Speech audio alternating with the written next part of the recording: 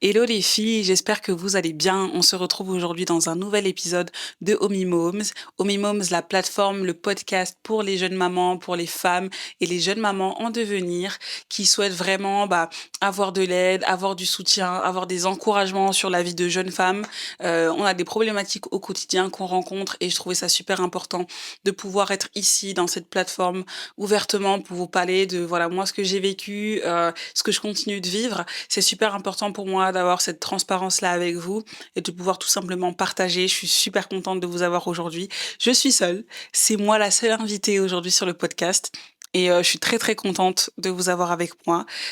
Pour celles qui m'écoutent sur Spotify et pour celles qui m'écoutent là sur YouTube, bienvenue sur Omi Moms, la plateforme où vous avez toutes les questions que vous pouvez poser et la plateforme de safe place pour vous. Donc aujourd'hui, on va parler d'un sujet qui me tient énormément à cœur. C'est comment se réapproprier son corps après l'accouchement. Donc, pour vous parler un peu de moi, toujours, je m'appelle Joanne, j'ai 23 ans aujourd'hui. Je suis tombée enceinte à 21 ans et j'ai accouché à 22 ans. Aujourd'hui, j'en ai 23. Mon bébé, il a à peu près 1 an et demi. Et c'est vrai que ce sujet me touche énormément parce que c'est pas évident. C'est pas évident de se réapproprier son corps, de s'aimer à nouveau après l'accouchement. L'accouchement est une phase vraiment de mort à soi, comme j'aime bien dire, sans effrayer les gens. Quand je dis de mort à soi, c'est vraiment le passage de la vie de quelqu'un, de la mort de qui on était avant, mais du renouveau et de la renaissance de qui on sera après. Et en fait, c'est vrai que j'ai eu énormément de mal à me réapproprier mon corps, tout simplement parce que je ne n'acceptais pas, en fait, que je n'étais plus la même personne. Quand on accouche, et même quand on est enceinte, tu sais, tu as tout ce temps, et c'est pour ça que c'est 9 mois de grossesse, tu as tout ce temps de conceptualiser qu'il y a une vie à l'intérieur de toi, de conceptualiser que à la fin de ces 9 mois, la vie qui est à l'intérieur va sortir. Et c'est pas évident parce que passer de l'intérieur à l'extérieur, il y a une différence, tu vois? Au début de ma grossesse, des fois, enfin au début de mon postpartum, je disais à Gabriel: «Tu veux pas rentrer dedans? Je te sentais en moi, t'étais là et là tu es hors de moi». Hem et c'est peut-être bizarre à dire, mais c'est vrai que psychologiquement, j'avais un peu de mal à me dire que j'aurais plus les sensations du bébé qui est à l'intérieur de moi, tu vois? Et m'est venu un peu, un moment difficile parce que, quand il sort, du coup, il est plus là, il est en face de toi, mais plus à l'intérieur. Et du coup, par contre, tu as toujours le gros ventre, tu as toujours, certaines douleurs. Parfois, tu as toujours aussi des contractions, et tu as déjà cette douleur physique qui vient, en fait, te rappeler, les 9 mois que tu as passés et surtout qui vient te rappeler ta condition et le fait que tu seras plus forcément la même personne, tu vois? Et quand tu te regardes dans le miroir avec ce ventre-là qui n'a pas, dégonflé, le premier jour, hein, ça dégonfle après, mais qui n'a pas dégonflé d'un coup et que tu te rends compte que, va sûrement falloir perdre ce petit ventre-là qui apparaît, franchement, c'est pas évident. Moi, je l'ai dit dans une de mes vidéos YouTube, avant de conceptualiser le fait que j'avais pris 20 kilos, c'était compliqué, hein, parce que après ma grossesse, en fait, pendant que j'étais enceinte, j'ai acheté des vêtements et je me suis dit: «Je vais mettre ça après la grossesse, je vais mettre ça, ça, ça» et en fait, je rentrais pas du tout dans les vêtements, et c'était très dur pour moi de me dire: «Punaise, j'ai vraiment pris 20 kilos». Je savais que j'avais pris 20 kilos, je le savais, mais le voir dans les vêtements, dans les fesses qui ne passent pas, dans les jambes qui ne passent pas, même dans le pied tout simplement qui passe pas, parce que j'ai pris une taille de plus, c'était très, très frustrant et j'ai vraiment eu du mal à, à m'aimer tout simplement. À m'aimer, à me trouver jolie, à me trouver sexy, à me trouver attirante. J'ai eu du mal à être sympa avec moi-même parce que je me regardais dans le miroir, je me dégoûtais en fait. Je me dégoûtais, et je me faisais du mal parce que en fait, j'étais très, très, très dure avec moi. «Meuf, tu viens de donner la vie, tu viens d'accomplir quelque chose d'extraordinaire», sachant que j'ai aussi été hospitalisée, donc je viens littéralement heu de juste survivre. C'est pas l'accouchement qui m'a déglinguée, c'est ce que j'avais avant, je faisais de l'hypertension et on n'était pas trop au courant, et c'est la problématique des femmes noires. Des fois, quand on a des douleurs, on nous prend pas au sérieux. et on m'a pas pris au sérieux quand j'exprimais des douleurs au crâne, pendant ma grossesse, ce qui a fait que j'ai été hospitalisée pendant 2 semaines. J'ai fait 2 AVC, j'ai dû avoir, beaucoup, beaucoup de, j'ai pas fait 2 AVC consécutifs, j'en ai fait un à l'accouchement, enfin 2-3 jours après l'accouchement, et j'en ai refait un, bah, presque, enfin un, c'est pas vraiment un AVC, c'est une vasoconstriction cérébrale, à la salle de sport parce que j'avais trop forcé. Enfin bref, et tout ça en fait, la maladie, le fait que je suis plus la même personne, bah, ça a été trop compliqué pour moi à accepter, et je disais à mon partenaire: «Bébé, je me sens pas bien dans ma peau, je me sens pas belle, j'ai l'impression que je suis plus moi, en fait». Il m'a beaucoup épaulé, il m'a beaucoup encouragé parce que, bah, c'est normal, c'est mon mari, mais malgré ses encouragements, j'avais pas forcément besoin qu'il me dise, enfin, j'avais besoin qu'il me dise que je suis belle, donc il me le disait, mais j'avais besoin de moi-même le croire et le concevoir, et donc par rapport à ça, en fait, j'ai mis naturellement des choses en place parce que j'avais aussi mon auto-entreprise qui devait, bah, continuer. Je devais toujours rencontrer des clients, je devais toujours démarcher, et comme je disais dans une vidéo YouTube, tu ne peux pas démarcher si t'as pas confiance en toi, en fait. C'est pas possible, tu vas pas être sérieuse. Comment je vais pouvoir me présenter au client, lui présenter mes produits, mes compétences en organisation de tournage et cetera, lui proposer mes «services» entre guillemets, alors que j'ai pas confiance en moi, ça va se voir, je vais bégayer, je vais baisser les yeux, et c'est vraiment ça quand je dis baisser les yeux, c'est que moi je me regarde au miroir, j'étais là en mode: «Meuf, te regarde pas, te regarde pas». Et le fait de pas, me regarder, c'est symbolique parce que quand tu te regardes pas devant le miroir, hem, tu fais pas face à ce qui te frustre, tu vois? Donc je conseillerais vraiment à une maman, même si t'es pas maman, mais juste que tu as du mal à te sentir bien dans ton corps, regarde-toi dans le miroir. Regarde-toi, c'est important. Prends du temps pour te dire: «Cette personne-là, c'est moi. Même si j'aime pas ce que je suis aujourd'hui, je dois aimer ce que je dois devenir parce que c'est important pour ma santé mentale». Et quand j'ai commencé à me regarder, à me dire: «Meuf, change, vraiment. Là, ça dépend que de toi parce que ton mec, il t'a dit qu'il t'aime comme ça, tu pourrais rester comme ça, il t'aimerait, mais la vraie vérité, c'est que toi, tu t'aimes pas, tu vois? Et la vraie vérité, c'est qu'avant que tu sois enceinte, tu avais un corps que peut-être que tu auras plus, mais au moins apprécie ce nouveau corps en faisant quelques petits efforts, tu vois?» Et doucement, j'ai commencé à mettre des choses en place. Alors, il y a encore des complications parce que je pense être addict au sucre. J'aime les gâteaux, j'aime les bonbons, j'aime, le Nutella, j'aime les Kinder Bueno, surtout les Bueno White. Franchement, j'aime ça, et c'est encore compliqué aujourd'hui parce que, bah, des fois, c'est dans les placards. Voilà, je vais être totalement transparente avec vous. Mais déjà, j'ai commencé à accepter mon corps, à accepter mes petits bourrelets dans le dos, à accepter mes gros bras. Et d'ailleurs, c'est pour ça que là, dans cette vidéo, enfin, ceux qui sont sur le podcast, audio ne me voient pas, mais j'ai mes bras à l'air parce que moi, un truc que j'aime pas du tout, c'est mes bras. C'est ma corpulence. Je trouve que j'ai des bras trop carrés, je trouve que j'ai des bras trop musclés. Pourtant, je bosse à la salle pour mes bras, tu vois, mais je trouve que, tu vois, il y a un peu de gras souillé et tout, mais je me dis: «Meuf, c'est les bras que tu Et quand je regarde les images de moi quand j'étais petite, j'en mettrai juste là. J'ai toujours eu ces bras-là. Ils étaient peut-être pas aussi imposants, mais j'ai toujours eu cette morphologie de bras. Et en fait, je me suis dit quand j'ai revu cette photo, je me suis dit: «Mais meuf, en fait, c'est comme ça que Dieu t'a faite. Alors peut-être que tu as pris du poids parce qu'après l'accouchement, tu prends du poids, mais accepte déjà, le fait d'avoir accouché, c'est une dinguerie. C'est un truc de ouf. Le fait d'avoir survécu après l'AVC, c'est un truc de ouf. Sois reconnaissante déjà pour ce que tu as, et ce que tu n'as pas, visualise-le. Donc d'où l'importance de se faire des petits vision boards, de se faire des petits objectifs, parce que du coup, bah, j'ai pas collé le corps que je voulais avoir, mais je me suis imaginé dans quel type de corps je me sentirais bien. Et en fait, j'ai pas mis le corps de quelqu'un d'autre, j'ai mis mon corps, moins les petites choses que j'aimerais changer. Et je me suis dit: «OK, pour commencer, tu vas être indulgente. Bah, j'aimerais perdre un peu de ventre, j'aimerais perdre un peu dans le dos, j'aimerais manger mieux». Et en fait, ça se fait petit à petit. Je vous avoue, là, aujourd'hui, je mange pas toujours bien, tu vois?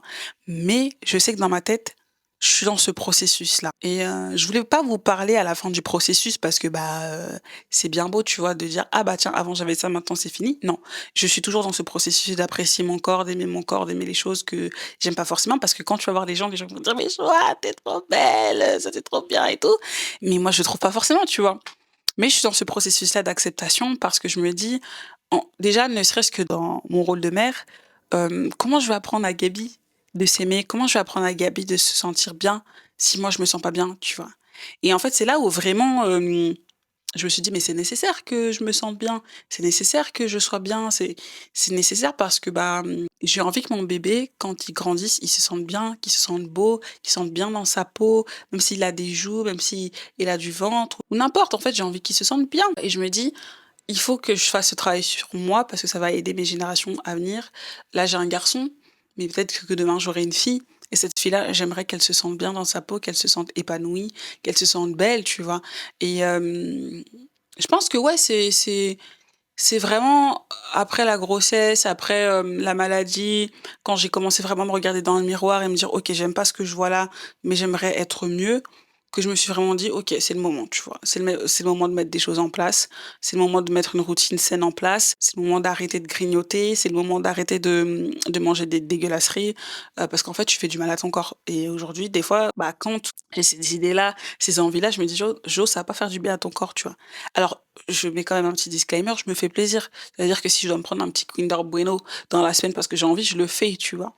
Mais avant, c'était vraiment tous les jours, genre à tout en fait, à 16 heures, j'avais une envie de sucre, mais vraiment, genre et je sortais, à la supérette. Les gars de la supérette, ils me kiffent depuis ce jour-là parce que vraiment, sa cliente fidèle de Kinder Bueno, surtout les Kinder Bueno White, il me voyait tout le temps, tu vois? Donc lui, il était content parce que ça lui fait plaisir, je viens, j'achète.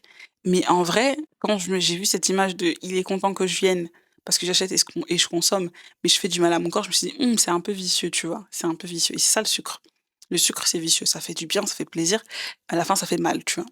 Donc je pense qu'aujourd'hui, ouais, je suis plutôt dans cette acceptation de mon corps. Les conseils que je pourrais donner, à une maman, à une femme qui vit peut-être dans un corps qui ne lui plaît pas à 100, déjà, il faut juste accepter. Ça sert à rien de nier, ça sert à rien de faire genre moi et quand je forçais pour rentrer dans les jeans, j'ai tellement forcé que j'ai craqué un jean. Parce que je me disais: «Non, c'est bon, non, peut-être qu'en fait, c'est pas ça et tout». J'étais allée dans un magasin avec mon mari et moi, jamais j'aurais pensé mettre du XL. Jamais de ma vie, j'aurais pensé mettre du XL. Moi, dans ma tête, je faisais du S, du M, mais jamais du XL, tu vois? Mais belle, je suis rentrée dans le magasin, de New Yorkers, j'ai essayé un pantalon M, le pantalon M, il m'allait pas. Je me suis dit: «Vas-y, je vais mettre du L», tu vois? Mais déjà, ça me faisait trop mal au cœur de mettre du L. J'ai mis le pantalon M, le L, il m'allait pas. Hi! Ah! J'ai pleuré dans le magasin. Je me suis mis: «Il y a pas ma taille, c'est taille chinoise, ils mentent!» J'étais trop dans le déni, j'étais trop dans le déni et le pantalon XL, il m'allait. Je vous assure, quand j'ai mis le pantalon XL, ça m'a fait mal. Ça m'a fait mal. D'ailleurs, le pantalon XL, c'est celui que je porte actuellement. Mais actuellement, il est trop grand. Donc je suis contente. Mais à l'époque où je l'ai essayé, eh, il m'allait parfaitement. Franchement, c'est et j'y repense, ça me fait un truc parce que, vraiment je me sentais pas bien dans ma peau. Mais bref, aujourd'hui le pantalon XL quand je l'ai, je rigole parce que déjà il me va plus. Il est trop grand, je suis obligée de mettre un legging, en dessous pour bien tenir ma taille. Hem, mais c'est pour dire à quel point j'étais dans le déni. Ça se voyait que je faisais plus du M et encore moins du S, tu vois? Mais juste c'était trop difficile et je pense que ça m'a aidée aussi. Donc allez essayer des pantalons au magasin pour vous foutre un peu le seum. Pour revenir sur terre, parce que tu pas la même taille, ma belle et c'est OK. Donc accepter, se rendre compte des choses et juste mettre des choses en place. Enfin, je dis juste, c'est pas facile, mais mettre des choses en place pour que ce sentiment de mal-être disparaisse petit à petit, tu vois? Dieu nous a donné un corps, Dieu ou qui vous voulez, pour moi, c'est Dieu, nous a donné un corps dans lequel nous sommes. Hem, Ce corps-là, on doit en prendre soin. Il arrive que par A plus B, par, des événements de la vie, on prenne du poids ou même on perde du poids, ça arrive. L'idée, c'est pas de se laisser aller, mais c'est d'accepter la situation, d'être humble et reconnaissant pour le corps qu'on a, d'être reconnaissant, mais de se dire: «OK, qu'est-ce que je vais mettre en place aujourd'hui pour plus avoir ça?» Donc moi, maintenant, je suis totalement dans mes programmes sportifs, totalement dans mes programmes sportifs pour essayer de me sentir bien, pour essayer de me sentir plus à l'aise. Je recherche pas la minceur, je recherche l'harmonie. Je recherche d'avoir un peu plus de muscles. Moi, j'ai toujours aimé être un peu ronde, mais ronde musclée. Hem, je parce que de toute façon, je sais que je pourrais pas perdre des milliers, des cents de kilos. Donc je me dis: «La seule chose que je vais faire, c'est galvaner la graisse, la transformer en muscle». Donc aujourd'hui, c'est vraiment ça que je fais. Je vais à la salle, j'essaie vraiment de manger mieux et quand je dis manger mieux, Par exemple, on a un truc, Gabi, on fait tous ses repas, on lui achète pas de petits pots. Les seules fois où on lui achète des petits pots, c'est vraiment, vraiment quand on n'a pas eu le temps de lui faire à manger et c'est très, très rare. Ça date la dernière fois qu'il a mangé des pots. Parce qu'en fait, la nourriture transformée, c'est ça aussi qui fait grossir. Donc, on cuisine. Déjà, juste tout simplement, on cuisine des légumes. Et quand je dis les légumes, je vous assure que c'est pas les légumes qu'on pense, tu vois. C'est-à-dire que moi, à l'époque, j'imaginais que les légumes, c'était forcément lié à un souvenir traumatisant parce que les légumes de la maternelle, c'est dégueulasse, tu vois? Heu, Par exemple, je fais mon petit sauté de carottes avec mes petites tomates, avec mes petites aubergines et franchement, je les fais à l'huile. Alors je sais que c'est pas ouf de les faire à l'huile, il faudrait les faire au four, mais pour l'instant, je suis pas capable de faire des légumes au four. Pour l'instant, je les fais à l'huile, tu vois? Parce que je trouve ça bon, parce que je trouve que bien assaisonné, c'est bien et pour moi, qui n'ai pas l'habitude de manger des légumes, qui a l'habitude de manger du riz, de la semoule, du sakasaka, du foufou, tout ça, pour moi, c'est déjà un truc de ouf, tu vois? Par exemple, je sais qu'Yanissa, elle le disait aussi, elle disait: «Moi les gars, j'aime trop le jus et franchement moi aussi j'aime trop le jus». Donc ce qu'elle a fait par exemple elle, c'est à la place de prendre du Coca-Cola, bien sucré, elle prenait le Coca-Cola zéro. Donc bien évidemment, le Coca-Cola zéro a aussi ses problématiques, mais en fait, tu te mets des objectifs doucement. Ça sert à rien de se dire: «Je vais plus boire du jus pour la vie», parce que c'est dur d'y rester, en fait. C'est dur c'est dur de pas résister à la tentation, quand même. Donc voilà, moi, c'est ça que je fais aujourd'hui. J'ai arrêté, par exemple, le jus d'orange le matin. À la place, je prends des fruits et je le fais le jus d'orange parce que c'est mieux, tu vois? Enfin le jus d'orange, des sortes de smoothie, tu vois? Je pense que tout doucement, je commence à rentrer dans un truc que j'aime bien, où je prends soin de moi, même mon maquillage, par exemple, parce que, il y a pas que le poids, tu vois? Dans se réapproprier son corps. Il y a aussi ton visage. Moi, avant, j'avais un fond de teint que j'aimais de ouf. Bah, après l'accouchement, j'ai acheté un autre fond de teint et ce fond de teint, je me sens mieux dedans, tu vois? Je trouve que ma peau, elle est plus belle. Je trouve que ma peau est plus lisse. Pareil, la skincare, ça me fait trop du bien. Je me sens trop belle. C'est-à-dire, même si j'ai pas encore le poids que j'ai, au niveau de mon visage, je me sens belle. Je me suis acheté une nouvelle perruque. J'adore, tu vois? J'aime trop. Donc je fais des soins sur mes cheveux, je me suis acheté une paire de lunettes. En fait, se réapproprier son corps, c'est aussi se réapproprier son identité. Ça passe par des petites choses, s'acheter de nouveaux vêtements, s'acheter une nouvelle perruque, s'acheter de nouveaux trucs, bref, ça passe par ça. Mais ça passe aussi par qui est-ce que tu veux être, tu vois? Moi, je sais et je l'avais dit dans une vidéo YouTube: «Eh moi, je portais grave des crop tops avant et quand je suis devenue maman, je me suis dit: "Mais ma belle, ça peut plus marcher les crop tops"». En tout cas, les crop tops où on voit tout mon ventre, parce que moi je m'en foutais avant, hein. Vas-y, je crop top jusqu'à là, enfin crop top. Quand je dis je m'en foutais, disclaimer, je mettais pas des voilà, mais je mettais des crop tops, on voyait mon ventre, je mettais des jeans taille haute ou taille basse, je m'en foutais, j'avais des abdos, j'étais trop contente. Et là, c'est plus le cas. J'ai plus mes abdos, ma belle, donc je peux plus mettre des crop tops et même si j'avais des abdos, je me sens un peu moins à l'aise maintenant de mettre des crop tops. Je sais que j'en mettrai toujours, mais pas autant qu'avant, tu vois? Et beh, je me suis dit: «OK, j'ai besoin là de me trouver un style où je me sens bien en tant que maman, mais maman jeune, maman stylée». Je veux pas être une maman, frustrée, une maman pas stylée, tu vois? Donc je me suis fait mon petit truc Pinterest, mon petit tableau Pinterest avec les idées que j'ai, les idées de vêtements que j'ai et en fait, j'ai eu l'impression de me réinventer, tu vois? Pas d'inventer une personne que je n'étais pas, mais de mettre des désirs qu'il y avait dans mon cœur en action. Donc vraiment les filles, comment se réinventer après un accouchement? Comment se réapproprier son corps? Soyez indulgente, soyez bienveillante envers vous-même, soyez patiente, mais ayez conscience de ce que vous n'aimez pas chez vous et mettez en place des choses pour le changer. C'est important de se réinventer. On n'est plus la même personne qu'avant l'accouchement. On n'est plus la même personne parce que certains déjà, avant même l'accouchement, avant même d'être en couple, on était célibataires. Après, on a rencontré quelqu'un, on s'est marié ou pas, on a eu un enfant avant le mariage ou pas, et après on a eu l'enfant. Bref, on est une nouvelle personne. On est toujours une femme à part entière. On est une maman, une épouse ou non, mais il y a quelque chose de nouveau. Et en fait, je pense que c'est super important de comprendre que après l'accouchement, tu peux te réinventer. L'enfant ne fait pas de toi une femme, nulle, ennuyante parce qu'elle reste à la maison. Non, tu peux rester à la maison et ne pas te sentir ennuyante, ne pas te sentir nulle déjà parce que tu t'occupes d'un bébé. Si tu travailles, parce que tu travailles, mais en fait, tu peux réinventer ton processus de pensée. Tu peux réinventer aussi ton image, juste l'image que tu as de toi. pour te sentir mieux, pour te sentir plus à l'aise. J'espère que ça vous aura aidé. Heu, j'ai encore envie de partager avec vous sur des sujets comme ça qui me tiennent grave à cœur. Je vous aime les filles. Franchement, on est ensemble. Au minimum, c'est vraiment une communauté où on peut parler de toutes les choses qui nous font du bien, de toutes les choses qui nous font du mal, de toutes les choses qui nous touchent. Être une maman stylée en 2025, c'est totalement possible. Être une maman qui se sent bien dans sa peau, c'est possible. Et ça veut pas dire forcément être une maman mince ou une maman, super gaulée. C'est juste être soi-même. Vraiment, si vous avez des objectifs, suivez vos objectifs.